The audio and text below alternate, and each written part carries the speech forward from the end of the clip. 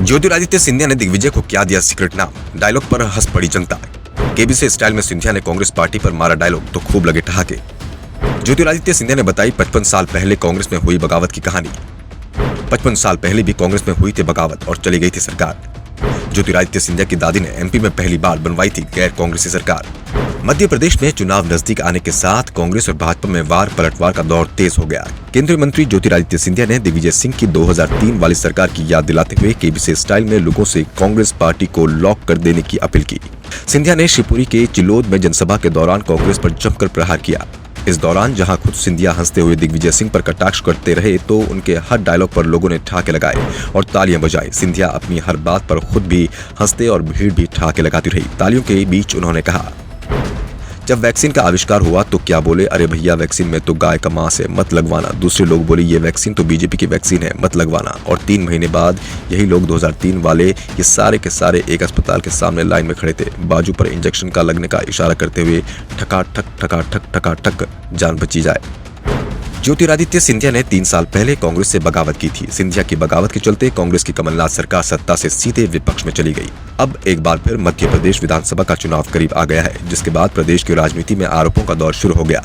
कांग्रेस सिंधिया को बिकाऊ माल बता रही है तो सिंधिया दावा कर रहे हैं कि बगावत उन्होंने जनता के लिए की और बात जनता के सम्मान की आएगी तब सिंधिया परिवार सरकार से टकराएगा। शिवपुरी में सिंधिया ने कहा, जब किसी भी सरकार ने वादा खिलाफी की तो सिंधिया परिवार का सदस्य उसके सामने खड़ा हो गया, मैदान में वादा खिलाफी करने वालों को धूल चटा दी। जब जनता के साथ छल कपट किया था तो मेरी आजी अम्मा दादी विजयराजे सिंधिया ने डीपी मिश्रा की सरकार गिराई थी, उसी आजी का पोता आपके सामने खड़ा है। जब कोई आपके साथ छल करेगा आपकी ढाल और तलवार ज्योतिरादित्य सिंधिया बनेगा। दरअसल 1967 के मध्य प्रदेश विधानसभा चुनाव में पहली बार भारतीय जनसंघ ने कांग्रेस को मजबूत चुनौती दी। चुनाव में कांग्रेस को 167 सीटों पर जीत मिली जबकि जनसंघ को मिली थी 78 सीट। कांग्रेस नेता डीपी मिश्रा राज्य के मुख्यमंत्री बने। इस समय विजयराजे सिंधिया गुना से कांग्रेस की सांसद थी, लेकिन कुछ ही समय बाद डीपी मिश्रा और विजयराजे सिंधिया के बीच मतभेद गहरा गए। इस बीच एक मीटिंग में सीएम द्वारका प्रसाद मिश्रा ने विजयराजे सिंधिया को लंबा इंतजार करा दिया, जिसे विजयराजे सिंधिया ने अपमान मान लिया और इस अपमान का बदला लेने की ठान ली। विजयराजे सिंधिया कांग्रेस छोड़ जनसंघ से जा मिली और डीपी मिश्रा सरकार को गिराने की तैयारियों में जुट गई। राजमाता ने इसके लिए कांग्रेस के 36 विधायकों को तोड़कर अपनी ओर मिला लिया। डीपी मिश्रा को सीएम पद से इस्तीफा देना पड़ा।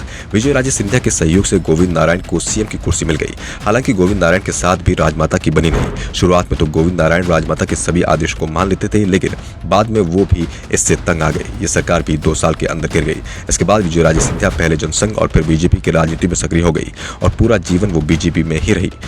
आज विजयराजे सिंधिया का पूरा परिवार बीजेपी में है। विजयराजे सिंधिया की बेटी वसुंधरा राजे सिंधिया राजस्थान में बीजेपी की कद्दावर नेता है तो 2 बार वो राज्य की सीएम रह चुकी हैं। यशोधरा राजे सिंधिया शिवपुरी से बीजेपी विधायक है। शिवराज सरकार में वो मंत्री हैं तो ज्योतिरादित्य सिंधिया मोदी सरकार में कैबिनेट मंत्री हैं। आपकी ज्योतिरादित्य सिंधिया पर क्या राय है, जवाब कमेंट में बता सकते हैं।